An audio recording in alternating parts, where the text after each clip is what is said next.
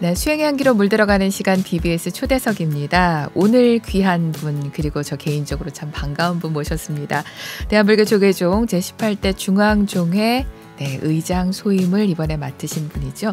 덕숭총림 수덕사 부주지이신 우리 주경 스님 모셨습니다. 스님 안녕하십니까? 예, 안녕하십니까? 네.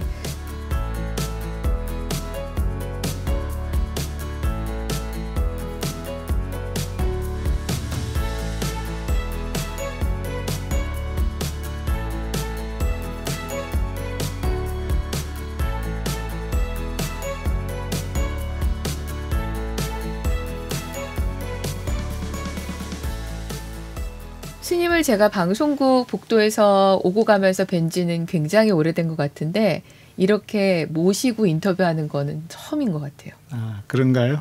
그렇죠. 네, 저는 늘 친근하게 또 생각을 하고 있습니다. 항상 방송에 문자 주심을 감사하게 생각하고 있습니다. 예, 감사합니다. 네, 불교방송 정말 사랑해 주시는 우리 스님이신데요. 초대석에는 처음 모셨습니다. 저희 TV로 함께 하시는 분들, 라디오로 들으시는 분들께 인사 말씀 먼저 부탁을 드리겠습니다.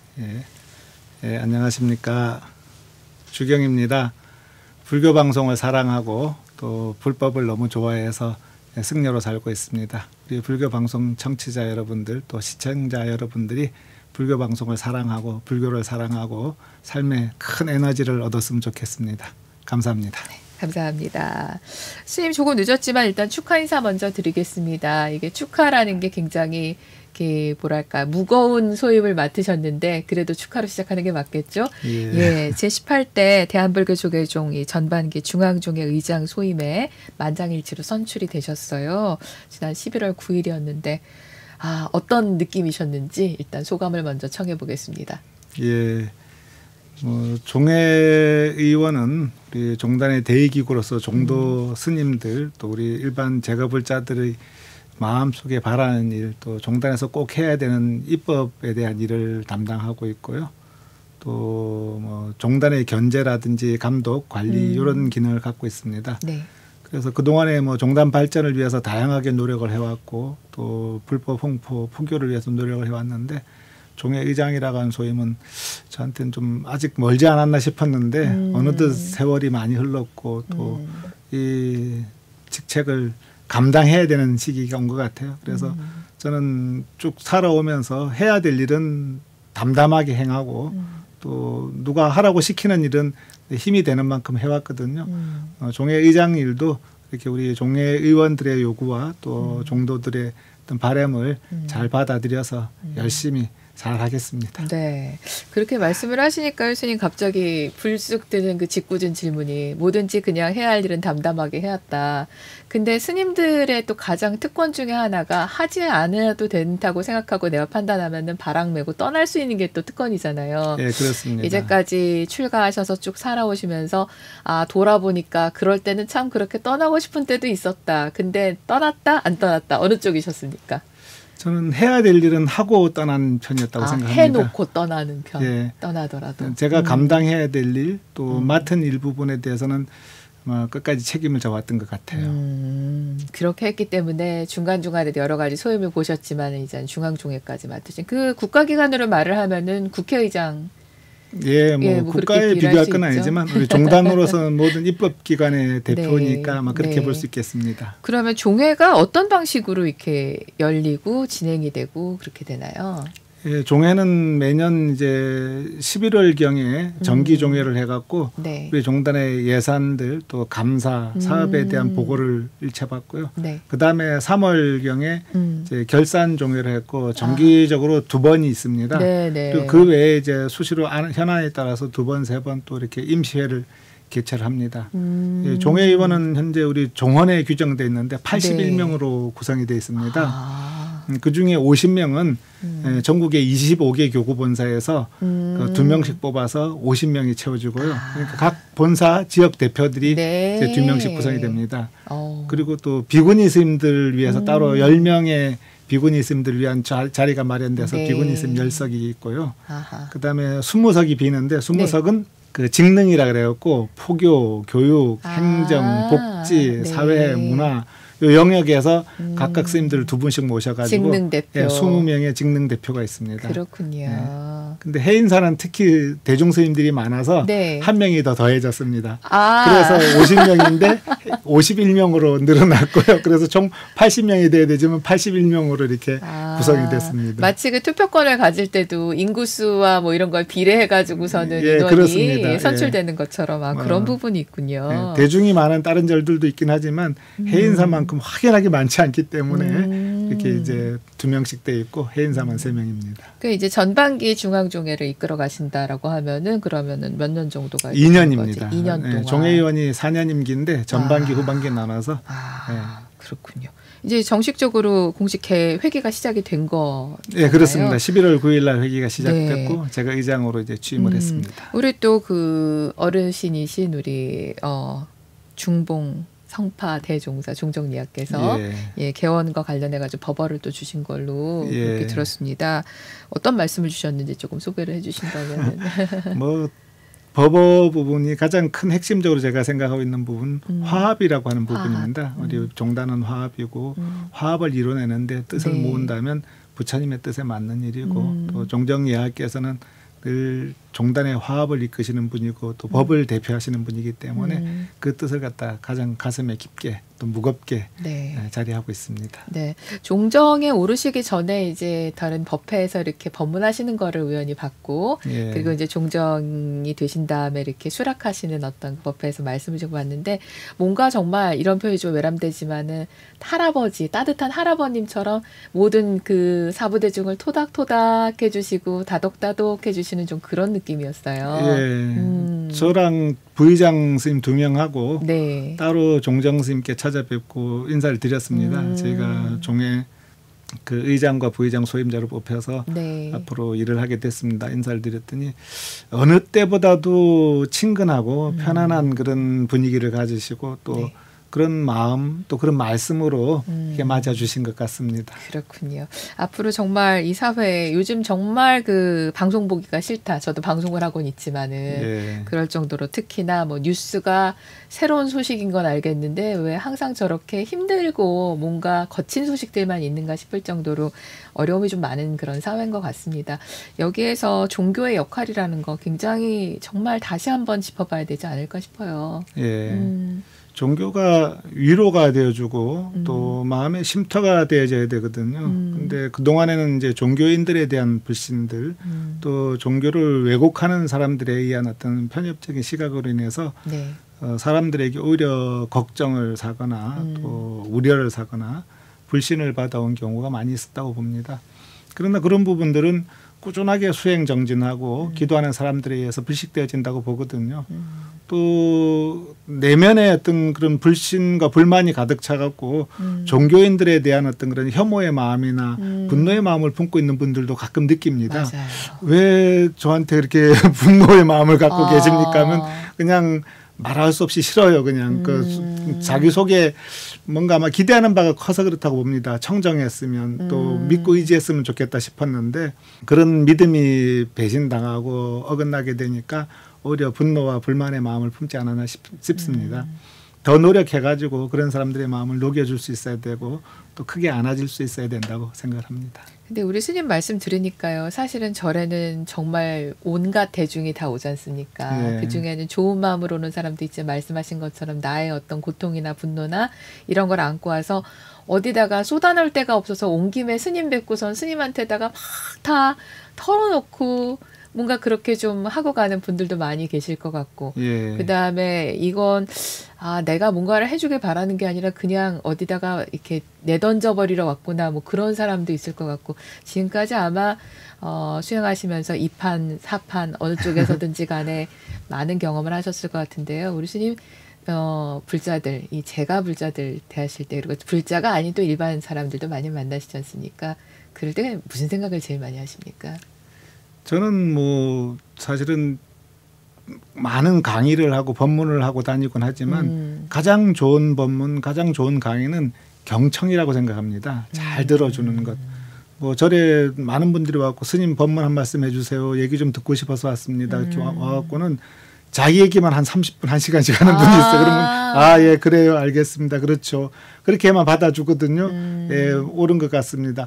그건 좀 그렇게 생각이 다른데 요 정도 대답만 해도 1시간 동안 얘기하고 나선 선생님 법문 잘 들었습니다 하고 합니다. 그래서 내가 대단한 얘기를 한 거 아닌 것 같은데 다만 그 사람 속에 있는 말을 들어줄 사람이 없었던 거예요. 그래서 그럴 때는 제가 들어주고 꼭 제 말을 듣고자 하고 의문을 품고 있는 사람이라면 얘기를 해주고 하거든요. 그래서 그런 부분들이 아마 우리가 사람을 대하고 만나는 기본 자세가 아닌가 싶어요. 뭐 법문 들으러 왔다 그래서 사실 듣고 싶어서 온 사람보다는 자기 마음을 표출해주고 이해해줬으면 하는 그런 마음으로 오는 게 있고요. 그 마음이 비어졌을 때 비로소 이제 부처님 말씀을 해도 들리고 받아들여지지 않을까 싶습니다. 그러네요. 일단 그거를 기본으로 하고 그럼 이제 중앙종회를 맡으셔서 앞으로 뭔가 그래도 변화는 계속 있어야 되잖아요, 선생님. 그래서 그런 부분에 있어서 뭐 이웃 종교들도 사실 요즘 어떻게 할 것인가에 대한 얘기들을 참 많이 하는데요. 우리 불교, 특히 또 대표 종단으로서 우리 또 대한불교 조계종을 어떻게 어느 쪽으로 가야 된다. 나는 좀 이런 부분들을 좀 생각을 하고 계획을 하고 있다라는 부분이 있다면 어떤 게 있을까요? 저는 깨어 있음이 가장 중요하다고 생각합니다. 제가 출가하기 전부터도 그렇고 출가하고 나서도 마음속에서 놓지 않고 있는 이제 부처님의 가르침 하나가 있다면 열반경에도 제일 마지막 가르침이거든요. 세상은 쉼없이 변하고 있다. 게으름 없이 노력하라. 그 사실은 수행하는 사람들은 늘 정진하고 사는데 세상의 변화가 무슨 상관이 있지? 그렇게 생각할 수 있거든요. 근데 부처님께서는 그렇게 말씀하셨어요. 세상은 끝없이 변한다. 쉼없이 변하는데 수행자들은 깨어 있어야 된다는 거예요. 그 변화에 따라갈 수 있어야 되고 변화를 이끌어갈 수 있어야 되고 변하는 세상의 중생들을 제도할 수 있어야 된다는 거거든요. 그건 결국 깨어 있는 것이고 또 현대적 언어로 한다면 호기심 충만해야 되고 또 모험심이랄까요. 도전하는 마음이 있어야 된다고 봅니다. 변하는 세상에 내가 너끈히 적응하고 변하는 세상을 살아가는 사람들을 갖다가 손을 내밀어서 잡아줄 수 있는 그런 지혜와 그런 자비심, 포용력이 있어야 된다고 보거든요. 그래서 우리 종회는 기존의 2500년의 전통을 옹호하고 수호하는 것도 중요하긴 하겠지만 현대의 세상을 갖다 살아가는 중생들, 우리 종단 불자들을 위해서도 늘 깨어 있으면서 함께 생활해 나가고 시대의 변화에 발맞춰서 아니면 시대의 변화를 이끌어가면서 불법을 전할 수 있고 공유할 수 있는 것들. 그야말로 급변하는 세상으로 인해서 고통받고 방황하는 중생들에게 불교적인 가르침을 갖다 전해줄 수 있는 그런 고민을 해야 된다고 보고요. 그래서 우리 종회의원들이 늘 깨어 있도록 노력하고 또 종단의 가장 든든한 지지층이 될 수 있도록 그런 노력을 하려고 합니다. 그리고 그렇군요. 뭔가 요구하는 의원 스님들이 어떤 의지가 있다면 의장으로서 힘껏 밀어주고 또 제가 끌어줘야 되면 힘껏 끌어주겠다고 약속을 했습니다. 방송 많이 들으시거든요, 스님들. 일요일 아침에 라디오로 나가면은 그렇게 전화를 많이 받으신대요. 그러고 나서 이제 조금 있다가 TV로 또 나가면 또 전화 많이 받으신다고 하는데 아마 우리 종회 스님들께서 많이 듣고 계시지 않을까. 뭐 많이 전화해 주시면 또 가능한 한 다 받아 안도록 노력하겠습니다. 스님 말씀 속에서 그 부처님 말씀이 깨어있으라는 그 말씀을 저는 한편으로는 그냥 뭐 쉼없이 정진하고 항상 정신을 맑게 가지고 앞으로 나가라 그 정도로만 자꾸 해석을 했었는데 그게 아니라 깨어있고 세상을 바라보고 세상과 함께 호흡하고 그 변화를 두려워하지 말고 함께 뭔가 해결 방안을 모색하자. 그렇게 이해를 하는 게 요즘 세상에는 좀 더 적극적인 해석이 아닐까 싶네요. 2500년 전 부처님도 그러셨고요. 가장 진취적이고 인간의 가장 근본 문제에 대해서 두려움 없이 도전하셨고 그 문제를 해결하신 분이 부처님이시거든요. 그리고 그런 문제들 누구도 내 법을 알아듣기 힘들 것이다. 그런 암담한 생각을 가졌지만 그 중생들에게 법문을 하시고 손을 내미셨거든요. 지금 2500년 이후에 지금 21세기를 산 우리도 그런 어떤 자신감 또 그런 확실한 진취적인 태도를 가질 필요가 있지 않을까 생각합니다. 그렇군요. 그리고 사실 생각해보면 이제 뭐 상월선언, 상월결사가 3주년을 맞았는데 솔직히 2020년도에 무문관 수행하실 때만 해도 그냥 한 번 이렇게 하고서는 길에서 수행하는 거를 보여주시는 걸로 끝나나 보다 했는데 이게 3년의 결사로 이렇게 이어져 왔습니다. 그래서 이제는 또 이번에 또 취임하신 총무원장 진우 스님께서도 이런 부분에 대해서 함께 가지고 가야 될 정신이다라고 말씀하셨는데요. 그런 부분, 새로운 어떤 수행 문화를 선도하는 부분에 대해서 우리 스님께서도 고민 많이 하시고 생각 많이 하셨을 것 같아요. 예, 뭐 의장 취임사 때도 잠깐 언급을 했습니다. 네. 우리 스님들의 삶 속에서 근본으로 돌아가자 하는 이게 이제 결사 정신이거든요. 그렇죠. 보조 스님의 이제 정의결사도 그랬고 네. 또 근현대는 경허 스님께서 수선 결사를 참선 수행하자는 결사를 하셨고 또 봉암사 결사로 했고 성철 스님을 비롯한 스님들이 결사를 하셨습니다. 근데 이제 상월 결사는 스님들로부터 시작됐지만 지금 현재는 한국 불교 전체에 영향을 미치고 있는 수행 결사 또 정진 결사, 포교 결사로서 자리하고 있거든요. 저는 그게 굉장히 의미가 있다고 봅니다. 많은 스님들이 결사를 통해서 수행 가풍을 되새기긴 했지만 현대에서 그 고령화 또 인구가 줄어들고 있는 그런 위기 상황에서 불교 결사 정신을 통해서 이런 문제를 해결하고자 하는 그런 의지. 그다음에 상월께서 해주이신 큰 스님께서 이미 종단의 모든 소유를 마치시고 당신께서 편안하게 수행하시고 세상 일에서 한 발짝 떨어져도 되는데 당신께서 직접 수행의 현장에서 이렇게 뭐 용맹정진하시고 또 대중들에게 손을 내미시는 부분은 굉장히 고무적인 일이고 존중받을 만한 일이라고 봅니다. 그래서 저도 그분이 가지고 있던 생각들, 의식들, 그다음에 그분이 펼치고 있는 이 상월결사의 3년의 어떤 과정들이 참으로 귀하다고 생각했고 또 종회에서도 이런 부분 우리가 품어 안고 함께 해야 되고 또 종단에서 지금 갖고 있는 가장 큰 현안 문제인 그 출가자의 축소 부분으로 인한 종단 존립 위기까지 있거든요. 근데 상월결사가 그런 문제를 해결하고 또 이겨나가는데 굉장히 중요한 분기점이 될 거라고 봅니다. 제가자들 입장에서는 그런 것 같습니다. 그 천리길 걸어서 삼보사찰 순례를 했을 때 거기 이제 다큐멘터리 더빙을 하면서 보니까 이걸 걸어온 것은 오롯이 나만의 것이다라는 표현을 어떤 분이 하시더라고요. 그래서 아 그렇구나. 우리는 그냥 이렇게 보면서 아유도 잘 걸으셨네. 거기를 또 그렇게 걸어서들 가셨네 하지만은 거기 정말 내 발로 한 발 한 발 걸어간 그 경험과 그 감동과 그 느낌이라는 것은 그 사람만이 또 간직하고 있는 그런 부분이잖아요. 그걸 통해서 내가 다음 단계로 나 스스로 한 발 나갈 수 있는 뭔가를 갖다가 마련할 수 있다면은 아 이게 헛되지 않은 시간들이 될 것이다. 누군가 개개인에게 좀 그런 생각을 했던 기억이 있습니다. 예, 저도 처음에는 그 몇 분들의 의지가 참 훌륭하다, 귀하다 생각했는데 많은 제가불자들 또 비불자들조차도 굉장히 열광을 하고 또 동행을 하고 하는 걸 보고는 아 이게 단순하게 우리가 그냥 한 편의 일로 봐서는 안 되겠구나. 우리 종단 전체가 품어 안고 같이 고민하고 같이 행동하는 게 좋겠구나 하는 생각을 하게 됐습니다. 네, 다 함께 갈 수 있는 그런 정말 화합의 21세기 제대로 된 불교가 되고 제대로 된 대한민국 됐으면 좋겠다 싶습니다.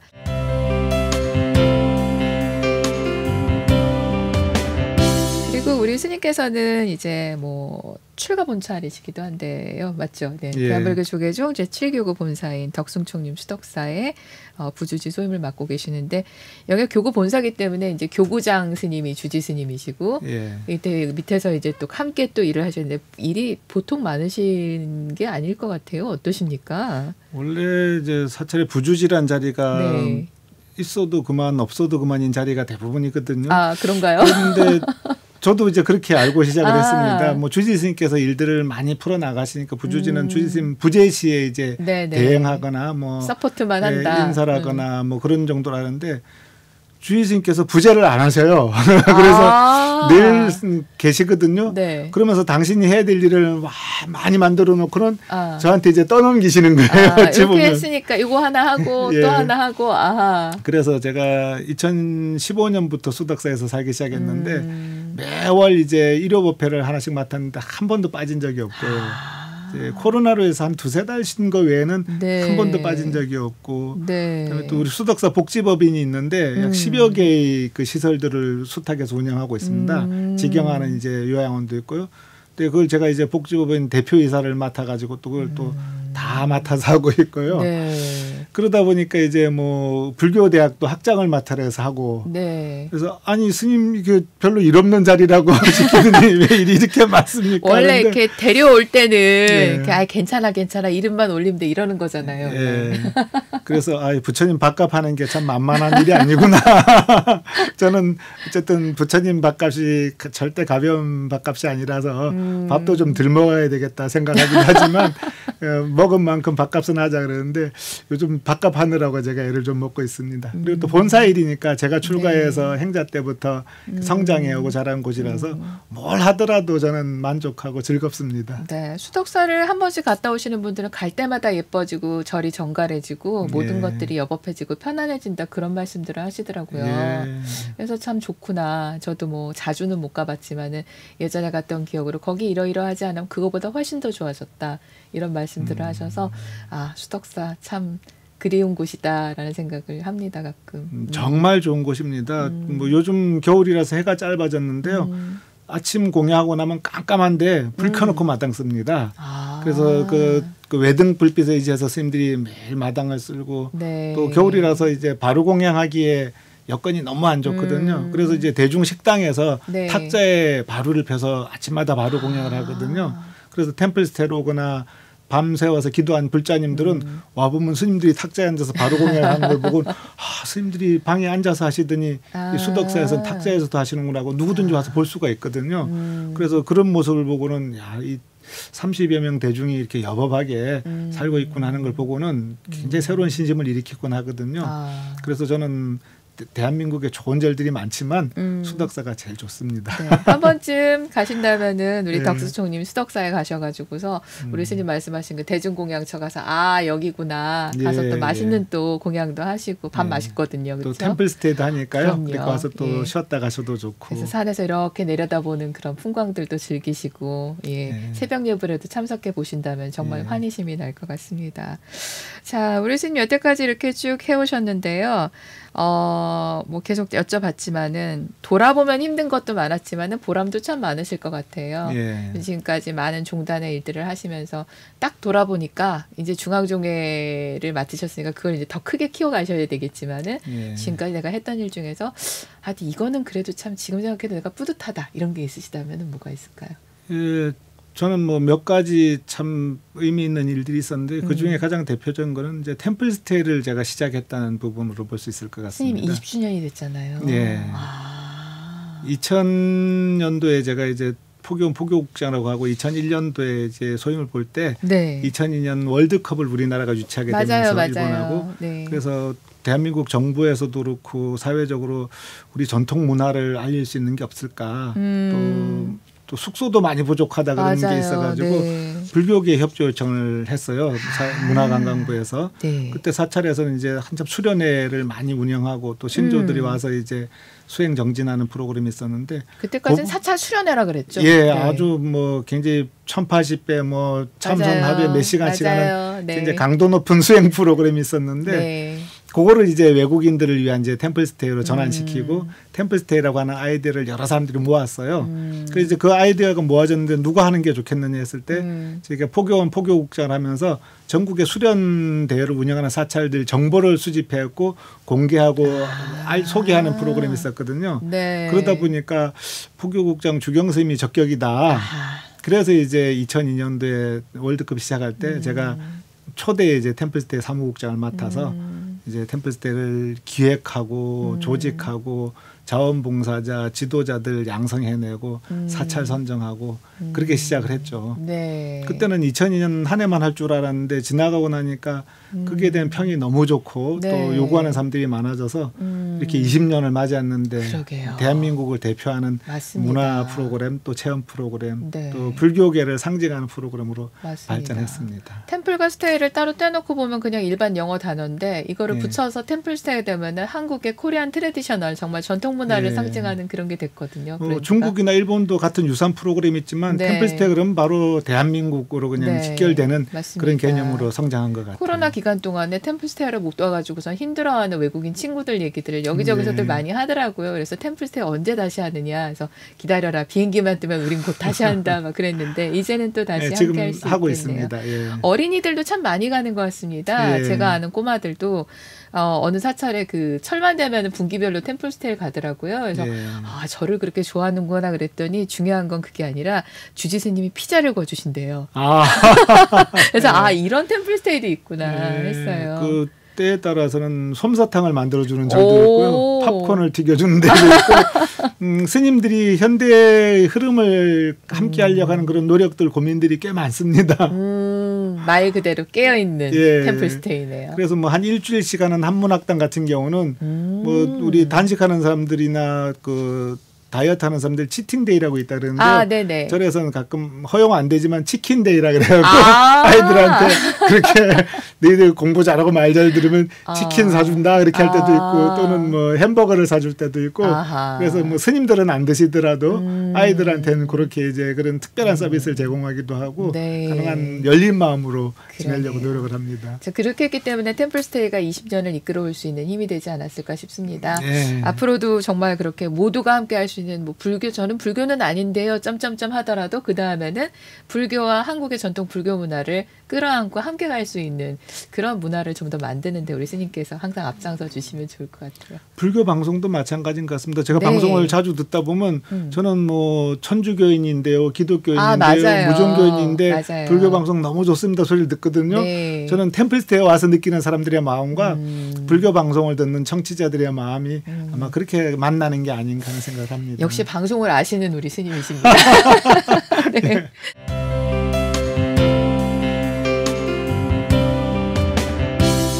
네, BBS 불교방송 초대석 함께하고 있습니다. 오늘은 제18대 중앙종회의회 의장에 선출되신 수덕사 부주지 소임을 맡고 계신 주경 스님 모시고 함께하고 있는데요.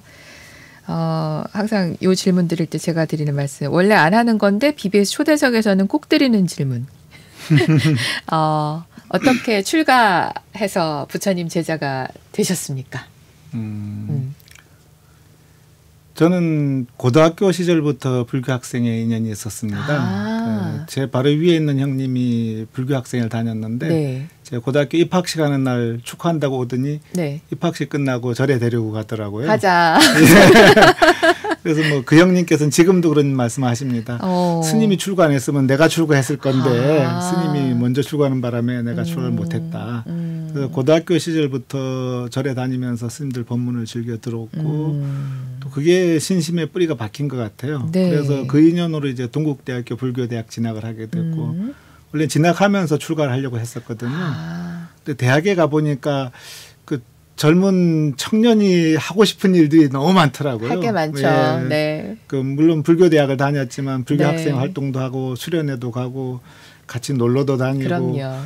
그 4년 시간 가는 줄 모르고 어쨌든 원 없이 지냈던 것 같아요. 졸업할 무렵 되니까 뭘 하지? 어떻게 할까 하니까 다시 출가의 마음이 일어났습니다. 뭐 하고 싶은 일은 굉장히 많았지만 제일 먼저 일어났던 생각, 제일 강했던 생각, 절에 가서 살아보자. 예. 그래서 그때만 해도 뭐 한 3년만 살아볼까? 길면 한 5년 살아볼까? 그래서 부모님께서도 저 한 3년만 살고 나올게요. 그렇게 하니까 그리려나 하시고는 이제 그나마 흔쾌하지는 않았지만 허락을 받고 이제 출가한 케이스거든요. 많은 스님들이 그때만 해도 야밤도주하고 몰려오고 했는데 그 태백산맥 넘어가시잖아요. 예. 예. 넘어가서 못 찾아오는 데가 출가하신다고. 예. 그때는 뭐 출가한 사람 체포조가 돼갖고 맞아요. 잡아가고 데려가고 맞아요. 하는 경우가 많았는데 네. 저는 허락을 받고 출가를 했습니다. 근데 와보니까 하룻밤 자고 그 다음날 새벽이 되었고 예불 나가는데 야 내가 제대로 길을 찾아왔구나 하는 생각이 들더라고요. 그 순간 이게 아마 나한테 열린 유일한 길이 아닌가 하는 생각이 들었어요. 그래서 3년 지나고 어머니께서 왜 안 나오냐. 5년 지나고 왜 안 나오냐. 너 처음에 말했던 거랑 다른데 10년 되니까 이제 10년만 채우고 나오지 그렇게 하셨는데 그러면 이미 마음은 다른 길이 없었어요. 그래서 청소년 시절에 들었던 그 스님들의 법문 또 스님들의 모습들이 가장 아름답게 비쳤고 가장 내가 해보고 싶은 일들이었고 네. 그다음에 이 길에 들어오고 나서는 이 길 말고 다른 길들이 눈에 들어오지 않았어요. 전혀 유혹이 없었던 건 아니지만 그게 해지고 나서 잠들려고 하면 역시 내가 잘 선택을 했지. 그야말로 이 출가 수행의 길이 때로는 외롭기도 하고 쓸쓸한 길이긴 하지만 가장 내가 갈 수 있는 그 좋은 길이라는 생각이 들었습니다. 그래서 누가 물어보면 불교가 좋아서 스님이 너무 멋있어 보여서 자연스럽게 네, 그거 외에는 뭐 다른 게 보이지 않았으니까요. 그렇군요. 그 예전에 무슨 기사였나 그런 데서 봤는데 이렇게 설정 스님 앞에 걸어가시고 지금보다 훨씬 영하신 우리 주경 스님이 뒤에 이렇게 굉장히 다소곳하게 따라가시는 그런 사진을 봤던 기억이 있어요. 어떻게 또 수덕사로 인연이 맺어지게 되셨는지, 또 이렇게 은사 스님 인연은 어떻게 또 맺어지게 되셨는지. 그것도 아주 특별한 것 같아요. 대학 졸업 무렵에 이제 우리 대학 다니던 친구들하고 불교학과를 다녔으니까 출가를 하려고 한다 그랬더니 다른 친구들도 나도 그런 마음을 먹었는데 나는 맞이라서 안 되고 독자라서 안 되고 그런 얘기를 하면서 얘기를 하다 보니까 수덕사에 큰 스님, 훌륭한 스님이 있다. 어른 스님 계시니까. 나 그 스님한테 출가하고 싶었는데 너 한번 가보면 어떠느냐. 저는 못 가니까 대신 가볼래? 그렇게 추천을 받았어요. 그래서 저는 원래는 고등학교, 대학교 7년간을 도선사 불교 학생회 청년회를 다녔거든요. 또 대학 시절에는 저기 해인사고 뭐 전국의 명찬 대찰들 많이 수련회도 가봤었고요. 그래서 나중에 도선사 스님들께서 그러더라고요. 너 왜 도선사로 출가 안 하고 수덕사에 가냐? 그런데 그게 인연인 것 같아요. 그 친구가 그 수덕사 큰 스님, 좋은 스님 계시다는 소리가 있는데 그게 그냥 귀에 쏙 들어와가지고 그 자연스럽게 그냥 그 수덕사 가는 버스를 타고 출가하게 됐습니다. 그렇군요. 워낙에 또 우리 또 설정 큰 스님께서도 자상하시잖아요. 근데 제가자들한테 자상하셨는데 출가하신 제자분들께도 그렇게 자상하셨습니까? 자상하면서도 엄하셨죠. 제가 가끔 하는 얘기가 젊을 때고 하니까 새벽 3시에 일어나기 싫을 때 있거든요. 그러면 좌로들 꿈틀꿈틀하면서 누워있으면 우리 스님께서 예불 나오셨고 아셔요. 그 방에서 저놈이 안 일어나 있구나 아시고 그 마당을 가로질러서 자박자박 오시거든요. 그럼 마당 가운데쯤 오셨을 때부터 그 발자국 소리가 들려요. 그렇죠. 막 천둥 소리가 저벅저벅 하는데 스님께서 문 앞에 오시면 벌떡 일어나고 스님 저 일어났습니다. 그럴 정도로 당신께서 젊은 어린 상자가 이제 아침에 피곤해서 일어나기 싫은 걸 갖다가 멀리서도 보고 아시고 가서 이렇게 깨우려 그런 마음이 있으시고 또 저는 또 그 어렵고 무서운 마음에 발자국 소리가 들리고 혹가다 그래도 못 일어나면 문 앞에 서서 주경아 하고 부르시거든요. 그럼 그 소리가 천둥벼락같이 들려요. 그래서 젊었을 때 몇 번 그런 일이 있었는데 이 스님께서 참 이 상자 문 앞에 와서 이렇게 예불 나오나 걱정하시는 그 자상한 마음, 그리고 그 걸어오는 진중한 발걸음 소리, 그리고 차근히 부르는 그 낮게 부르는 목소리인데 그 목소리에 듣고 그냥 벌떡 일어나는 저 자신이 참 인연이다. 스님에 대한 그런 지금도 그런 감사한 마음이 있고 또 그런 마음으로 스님께서 돼 있기 때문에 초발심 자경문 또 어릴 때부터 연불 그런 걸 스님께 다 배웠거든요.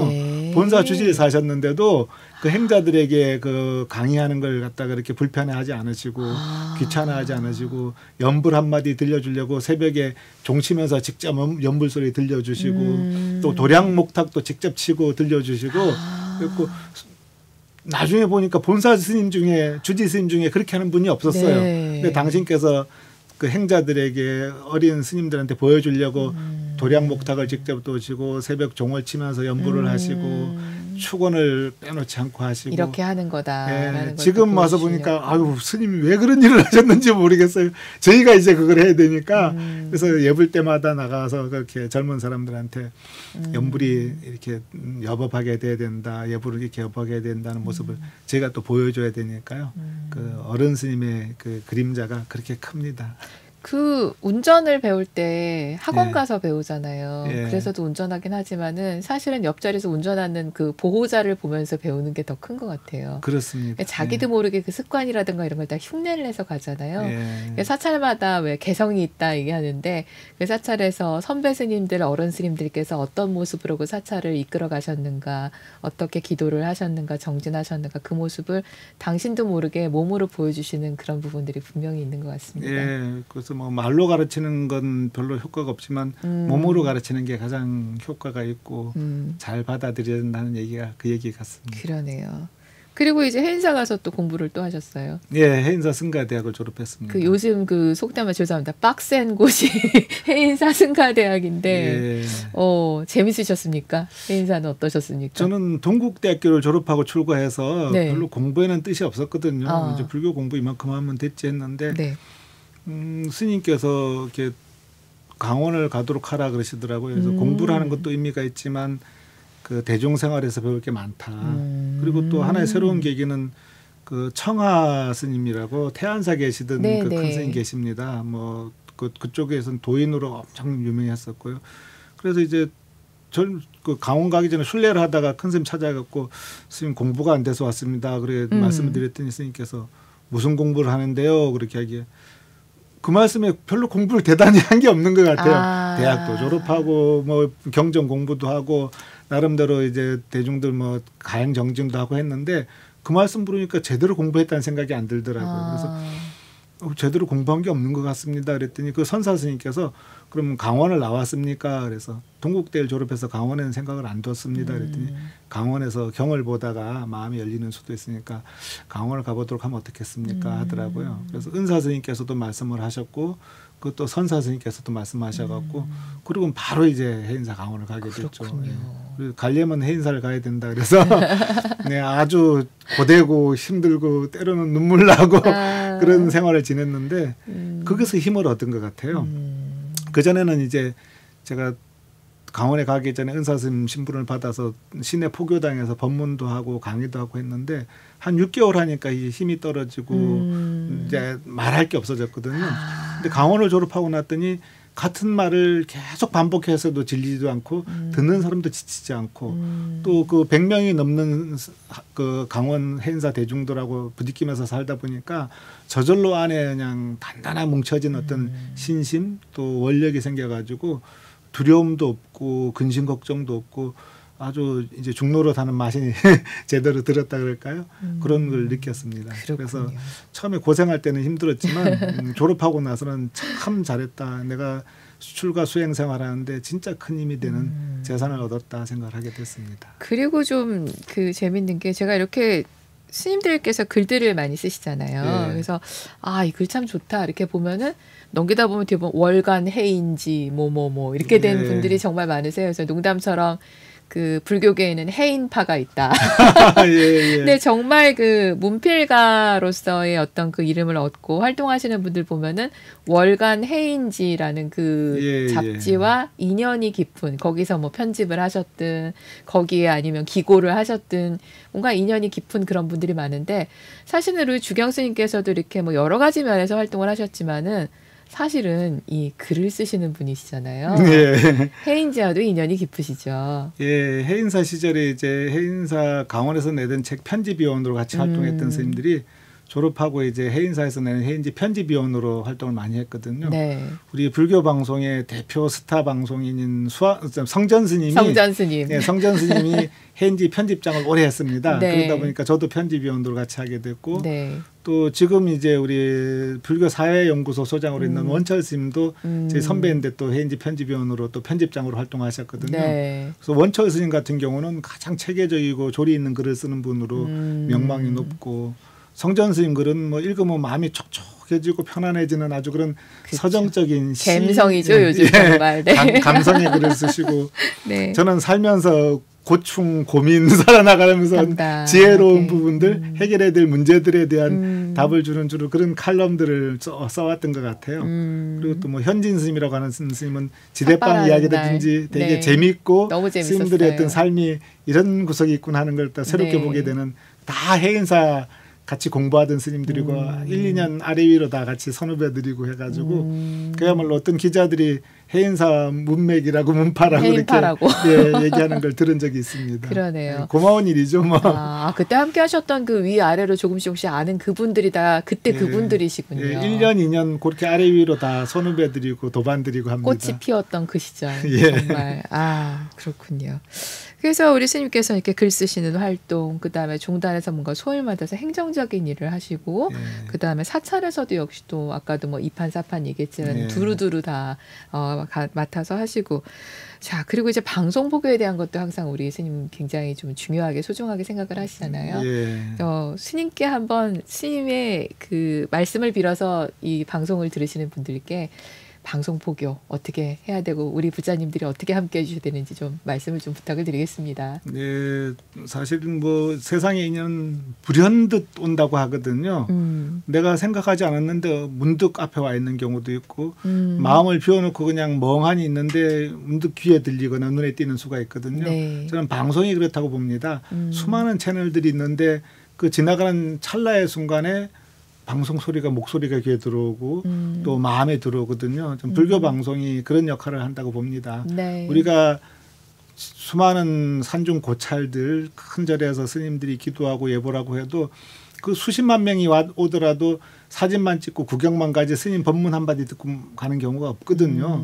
근데 이 방송은 대한민국 전체에 그런 어떤 전파를 뿌리고 불현듯 다가오는 인연들의 그 인연의 씨앗을 갖다 전파하고 있거든요. 네. 가끔 그럽니다. 민들레 꽃이 펴서 다 흩어져고 아무것도 안 남는 것 같아도 곳곳에 민들레 씨가 싹이 나서 민들레 꽃이 핀다. 저는 불교 방송이 그런 역할을 한다고 봅니다. 민들레 꽃이가 다 날려서 사라지는 것 같지만 다 싹을 튀어서 꽃을 피우듯이 불교 방송의 전파들이 날아가서 사람들 어느 순간 귀에 닿고 마음에 닿고 또 눈에 닿고 해가지고 불심을 일으켜 세우고 또 불심을 갖다 키워내는 성불의 도에 이끄는 그런 계기가 되지 않을까 생각해서 아주 귀하고 고맙게 생각을 합니다. 감사합니다.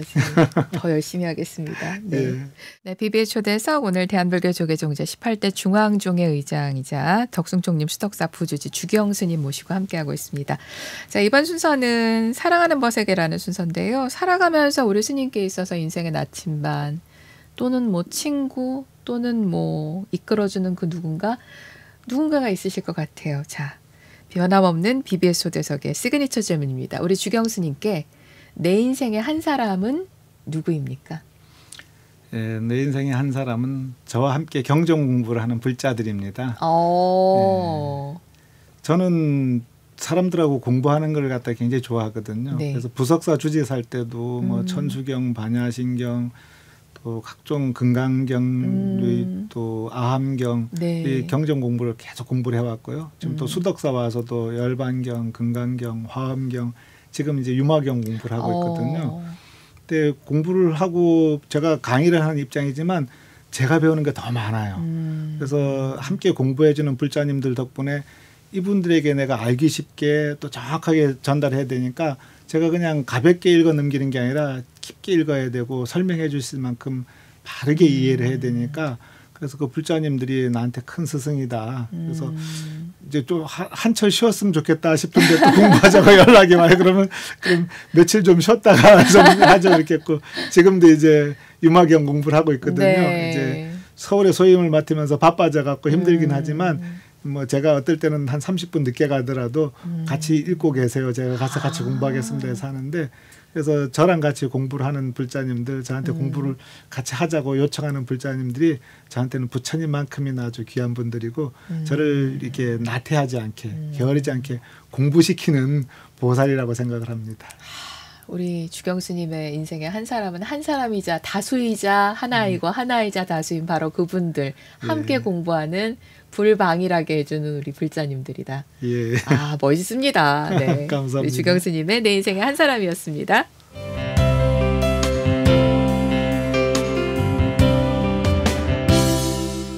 네, 오늘 초대석은 대한불교 조계종제 18대 중앙종의 의장이시고요. 덕숭총림 수덕사 부주지이신 그리고 불교방송과 오랜 세월 함께해 주신 우리 주경 스님이었습니다. 스님 너무나 오늘 저는 편안하고 즐겁고 행복한 시간이었어요. 예, 저도 장소연 아나운서 방송 너무 좋아하고 즐겁게 듣고 있습니다. 오래도록 방송해 주시고 네. 또 많은 청취자들, 시청자들에게 즐거움 주시기 바랍니다. 네, 우리 스님께서도 언제든지 저희가 또 이렇게 모시면 나오셔서 이렇게 다정하게 처처마다 대기설법 하시듯이 좋은 말씀 많이 주시기를 항상 기대를 하겠습니다. 네, 그렇게 하겠습니다. 네, 스님 건강하시고요. 네, 감사합니다. 네, 감사합니다.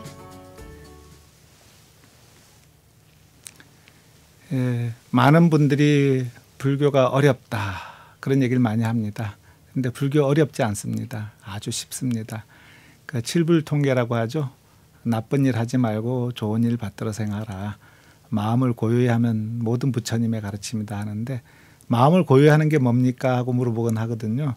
마음에 부처님을 모시면 됩니다. 나무아미타불 관세음보살 또는 그냥 관소음보살 하는 그 마음만 가져도 충분하게 이제 마음을 고요히 했다, 부처님을 모셨다 할 수 있습니다. 그래서 저는 요즘 이제 콩나물 시루 법문을 자주 합니다. 불자들이 와서 스님 법문 듣고 갔는데 기억이 안 나요. 하나도 이렇게 생각해 보면 떠오르지가 않습니다. 걱정하지 마십시오. 와서 예불하고 부처님한테 절 한번 하고 가고 또 절밥 한 그릇 먹고 가면 그걸로 충분합니다. 왜 그렇습니까 하면 콩나물 시루를 어릴 때 보면 그냥 구멍 뚫린 그릇에다 물을 부으면 물이 그냥 다 흘러가 버립니다. 또 콩나물 키우려면 밑에 막아 놓는 게 좋지 않습니까 했더니 아니라고, 콩나물은 원래 뚫어 놓고 키우는 거라고. 그래야지 콩나물이 자란다고 합니다. 며칠 지나면 싹이 나고 얼마 지나서 금방 콩나물이 쑥쑥 자라거든요. 우리 불자 여러분들도 똑같습니다. 와서 법문 들으면 그게 콩나물 시루에 물 지나가듯이 훅 지나가 버리고 마음속에 깊은 신심을 품었는데 일어나 버리면 달아나 버려도 콩나물이 시루에서 물 지나가도 쑥쑥 자라듯이 여러분들이 절에 와서 부처님께 절 한번 하고 스님 법문 한번 듣고 그것이 여러분들 공덕을 자라게 하고 복덕을 자라게 하고 큰 선근 인연이 돼서 금생에도 건강하고 뜻하는 일이 잘 이루어질 수 있을 것이고 내생에도 좋은 몸을 받게 될 것입니다. 그래서 불교가 어렵다 생각하지 말고 또 집에서 혼자만 고민하지 말고 절에 와서 스님들과 같이 기도하고 법당에 예불 하고 그 시간이 의미가 없는 것 같고 기억이 안 나는 것 같아도 여러분들의 불법 인연이 더 깊어지고 무거워지는 것입니다. 그리고 가능하면 스님들께 불법에 대해서 짧게라도 묻고 듣는 걸 습관화하시길 바랍니다. 내가 혼자 절에 가서 기도하면 되지 하는 마음은 내 불법을 갖다 크게 자라게 하지 않습니다.